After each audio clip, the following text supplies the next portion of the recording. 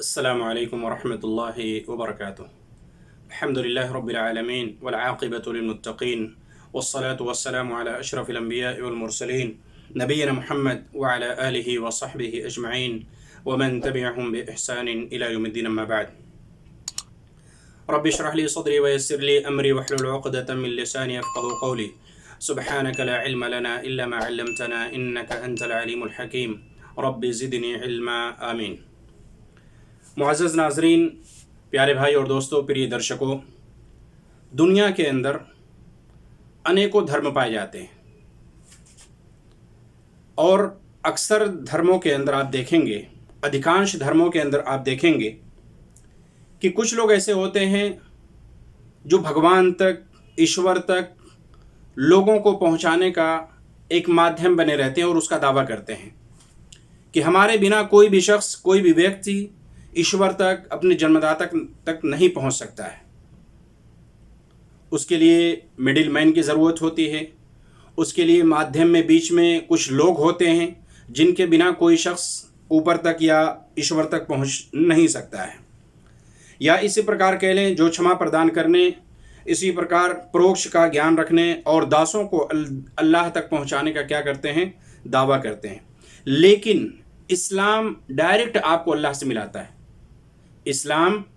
इस्लाम में किसी middle man की ज़रूरत नहीं है, बीच में किसी भी व्यक्ति की ज़रूरत नहीं है।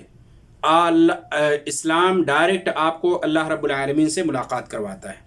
वो कैसे करता है, वो कैसे करवाता है? इस्लाम में इंसानी सुख और शांति को किसी देवी देवता से नहीं जोड़ा। इस्लाम में जो सुख और शांति है किसी मिडिल मैन से नहीं जोड़ा गया है, किसी और से नहीं जोड़ा गया है, किसी देवी देवता से नहीं जोड़ा गया है, किसी मज़ार से नहीं जोड़ा गया है, बल्कि डायरेक्ट अल्लाह रब्बुल आलमीन ने कुरान मजीद के अंदर खुद बयान फरमाया, वक़ाल रब्बुकुम उदऊनी अस्तजिब लकुम इन्नल लज़ीना यस्तकबिरून अन इबादती सयदखुलून जहन्नम दाखिरीन, कि तुम मुझे पुकारो, मुझसे दुआएं मांगो, मुझसे क्षमा मांगो, मैं तुम्हारी दुआओं को सुनता हूँ, मैं तुम्हारी दुआओं को सुनूंगा। दूसरी का अल्लाह ताला कहता है, इज़ा सअलक इबादी अन्नी फ़इन्नी क़रीब, अगर कोई भी बंदा मेरे बारे में सवाल करे तो मैं करीब हूँ। तो इस्लाम ये आपको तालीम देता है, ये शिक्षा देता है कि आप डायरेक्ट अल्लाह से जुड़ें। किसी मिडिल मैन की आवश्यकता नहीं है, किसी बीच में किसी और आदमी की ज़रूरत नहीं है कि जिसके बिना आप अल्लाह तक नहीं पहुँच सकते। ये इस्लाम ने इसका खंडन किया है। इस्लाम के अंदर ऐसी किसी भी चीज़ की या ऐसी किसी भी शिक्षा को इस्लाम ने बढ़ावा नहीं दिया है, या ऐसी कोई भी शिक्षा इस्लाम के अंदर नहीं पाई जाती है। क्यों? इसलिए कि अल्लाह रब्बुल आलमीन के बहुत सारे नाम हैं। उन्हीं में से एक नाम क्या है? अस्समी है, यानी वो सुनने वाला है।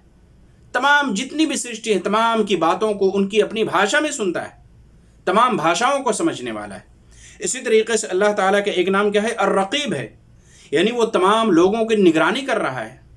तमाम लोग क्या कर रहे हैं, कहाँ पे हैं, क्या कर रहे हैं, किस हाल में हैं, तमाम लोगों के बारे में वो जानता है। इसी तरीके से उसका एक नाम है अल-बसीर, वो देख रहा है हम कहाँ हैं, क्या कर रहे हैं। तो ये तमाम गुणों का मालिक वो एक अल्लाह है जो आसमानों के ऊपर विराजमान है, जो अर्श पर है।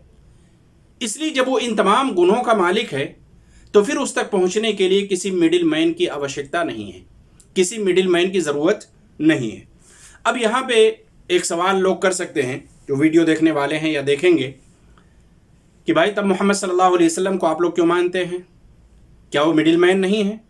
तो यहाँ पे एक बात की वजाहत कर दूँ या स्पष्ट रूप से बयान कर दूँ कि मोहम्मद सल्लल्लाहु अलैहि वसल्लम के ऊपर ईमान लाने का मतलब ये नहीं होता है कि हम उनकी इबादत करते हैं, उनकी उपासना करते हैं। नहीं, ये गलत फहमी है आपकी।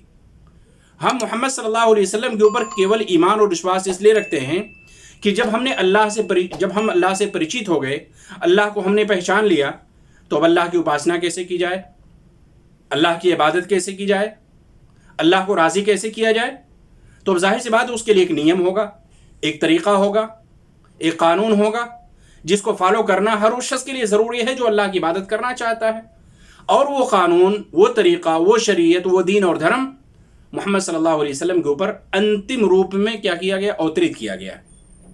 इसलिए हम मोहम्मद सल्लल्लाहु अलैहि वसल्लम को फॉलो करते हैं, उनके ऊपर लाई हुई, अवतरित की हुई शरीयत को, दीन और धर्म को फॉलो करते हैं।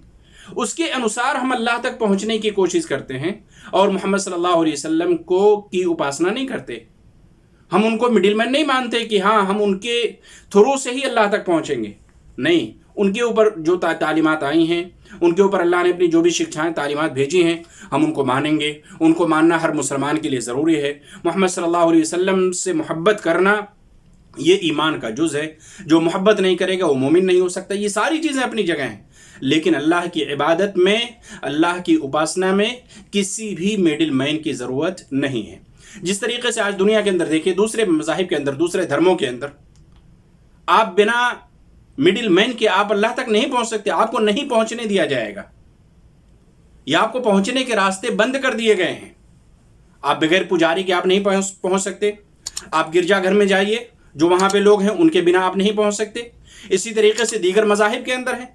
लेकिन इस्लाम के अंदर अल्लाह ने इबादत के लिए आपको बिल्कुल आज़ाद कर दिया है। आपको किसी मिडिल मैन के तहत नहीं रखा है कि आप उसी के अधीन ही आप इबादत करेंगे, वो जैसा चाहेगा उसी तरीके से इबादत करेंगे। नहीं, आपको इबादत करने का तरीका बदला दिया। मोहम्मद सल्लल्लाहु अलैहि वसल्लम ने अपने ऊपर जो उनके ऊपर धर्म को अवतरित किया गया, कुरान को अंतिम रूप में आकाशीय धार्मिक ग्रंथ के रूप में अवतरित किया गया, उसको मोहम्मद सल्लल्लाहु अलैहि वसल्लम ने अपने साथियों तक बतला दिया। उसी रूप में, उसी के अनुसार हमें अल्लाह की पूजा उपासना करनी। उसी के अनुसार, उसी को सामने रखते हुए हम क्या करेंगे? अल्लाह की उपासना करेंगे, अपनी मर्जी से नहीं करेंगे।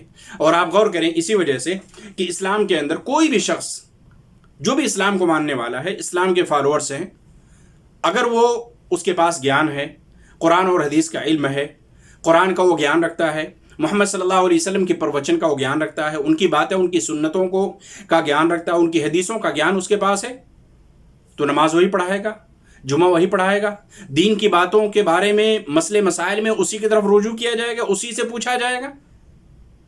वही सब में महान होगा, पूरे इंसानों के अंदर वही महान होगा।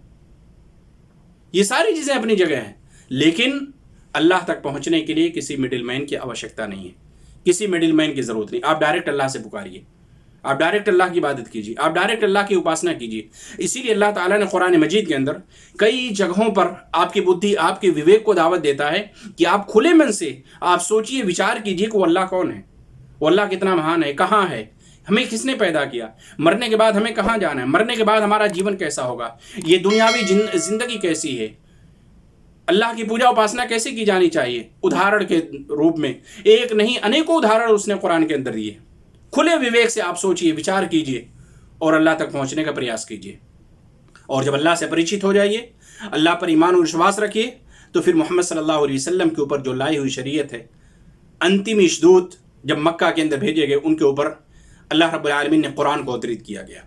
उनके ऊपर भेजी हुई शरीयत वही मान्य है, वो कानून है, वो एक लॉ है, उसी के मुताबिक, उसी के अनुसार हमें अल्लाह की इबादत करनी है। इसलिए खुलासा ये है, सारांश ये है कि अल्लाह तक पहुँचने के लिए किसी मिडिल मैन की आवश्यकता नहीं है। जिस तरीके से दूसरे धर्मों के अंदर बग़ैर मिडिल मैन के इंसान अल्लाह तक नहीं पहुँच सकता, अपनी क्षमा याचना नहीं करवा सकता, लेकिन इस्लाम के अंदर आप डायरेक्ट अल्लाह से मांगिए, अल्लाह के सामने रोइए, गिड़ाइए, किसी मिडिल मैन की आवश्यकता नहीं है।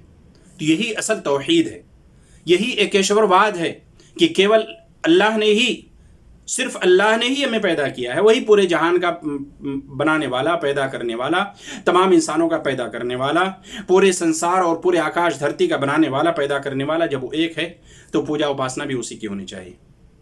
इसी की ओर अल्लाह ताला ने हमें और आपको आमंत्रित किया, दावत दिया है। बस कोशिश ये है कि अल्लाह रब्बुल आलमीन की ये शिक्षाएँ, ये तालीमात लोगों तक पहुँचे, मेरी वीडियो के ज़रिए, किसी और की वीडियो के ज़रिए से।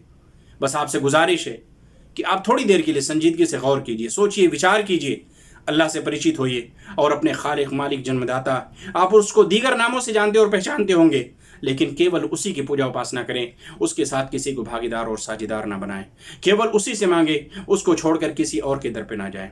यहाँ पे एक बात मैं और स्पष्ट रूप में बयान कर दूं कि हमारे इस्लाम के अंदर भी बहुत सारे लोग जो इस्लाम के नाम लेवा हैं, वो भी क्या करते हैं, वो भी मज़ार परस्त हैं। वहाँ भी मिडिल मैन की ज़रूरत पड़ती है, उसका भी इस्लाम ने खंडन किया है। इस्लाम डायरेक्ट अल्लाह से मांगने की तालीम देता है, डायरेक्ट अल्लाह से मांगिए। इस्लाम में किसी मूर्ति की पूजा नहीं, इस्लाम में किसी पत्थर की पूजा नहीं, इस्लाम में किसी इंसान की पूजा नहीं, इस्लाम में किसी मज़ार की पूजा नहीं। इस्लाम किसी भी चीज़ को, ऐसी चीज़ों को जायज़ करार नहीं देता। क्यों? इसलिए कि अल्लाह ताला ने इन तमाम चीज़ों का खंडन किया, इन तमाम चीज़ों का से दूर रहने के लिए कहा है, और कहा है कि इबादत उपासना केवल मेरी करो, और इबादत उपासना की जो तरीक़े हैं, जो नियम हैं, वो मोहम्मद सल्लल्लाहु अलैहि वसल्लम ने बतलाए हैं, उसी के अनुसार हमें अल्लाह की इबादत करनी है। अल्लाह ताला से दुआ है कि अल्लाह ताला मुझे और आपको कहने सुनने ज़्यादा अमल करने वाला बना दे। अल्लाह रब्बुल आलमीन मेरी इस वीडियो के ज़रिए से जो लोग अभी तक अपने ईश्वर खालिक मालिक जन्मदाता को भूले हुए हैं, अल्लाह ताला तो उनके दिलों को इस्लाम के लिए खोल दे। अल्लाह ताला तो उनके दिलों को अपने लिए खोल दे। वो भी तेरे बंदे हैं, तेरी इस धरती पर जी रहे हैं, पल रहे हैं, बढ़ रहे हैं।